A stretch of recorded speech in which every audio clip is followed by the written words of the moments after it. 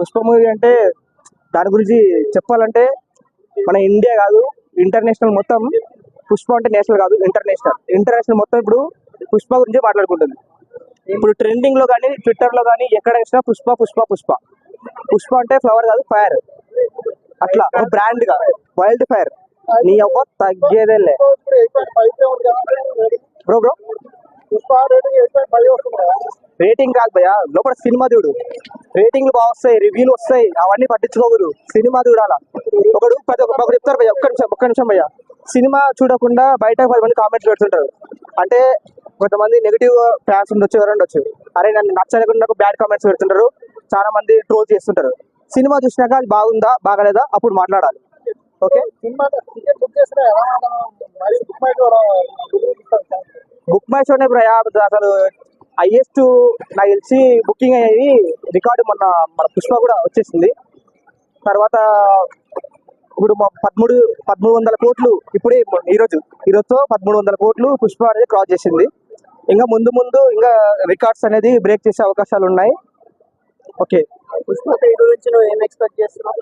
పుష్ప 3 అంటే వేరీస్ పుష్ప అనేది ఒక సెన్సిటివ్ అనేది రన్ అవుతుంది అందరికి. ట్రైలర్ లోనే అది అనేది లేదు అందులో. మనము అంతా ఎక్స్పెక్ట్ చేసిపోయాం, అరే పుష్ప ఎక్కడ వెళ్ళాడని.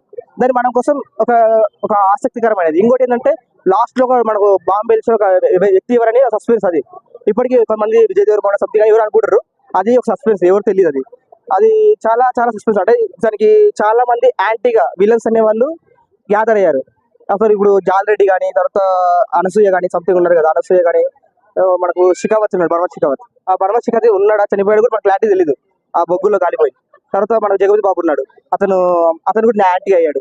ఇప్పుడు సీఎం ఉన్నాడు రమేష్ గారు, అతను కూడా యాంటీ అయ్యే అవకాశాలు ఉంది. ఎందుకంటే అతను మాట్లాడాడు కదా, అతను దిక్కు సపోర్ట్ చేసినా కూడా అతను మాట వినకుండా ఇతన్ని చంపేశాడు కదా, దానివల్ల అతను కూడా యాంటీ అయ్యే అవకాశాలు ఉన్నాయి. పుష్ప 2ని క్రాస్ చేస్తున్నా. పుష్ప 3 ఇప్పుడు క్రాస్ చేసింది. పుష్ప 1 పుష్ప 2 రికార్డ్స్. ఓకే, అది తర్వాత తెలుస్తుంది భయ్, అది మనం చూసినా తెలుస్తుంది. ఓకే, తర్వాత చెప్పొచ్చు. పుష్ప 2లో పోలీసు డిపార్ట్మెంట్ గురించి చాలా తక్కువ చూపించినట్టు మాకు అనిపిస్తుంది. దాని గురించి పోలీస్ డిపార్ట్మెంట్ తక్కువ చూపించలేదు, బన్వర్ సింగ్ షికావత్ తక్కువ చూపించారు.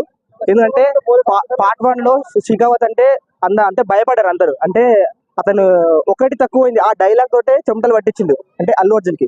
ఈ పార్ట్ వన్ లో ఏమైందంటే షికావత్ ని మొత్తం అల్లు అర్జున్ హైప్ ఎక్కించారు. ఇంకా తర్వాత బన్వర్ షికావత్ ఎందుకంటే తక్కువ చేశారు, అది కొంచెం మాకు కూడా మైనస్.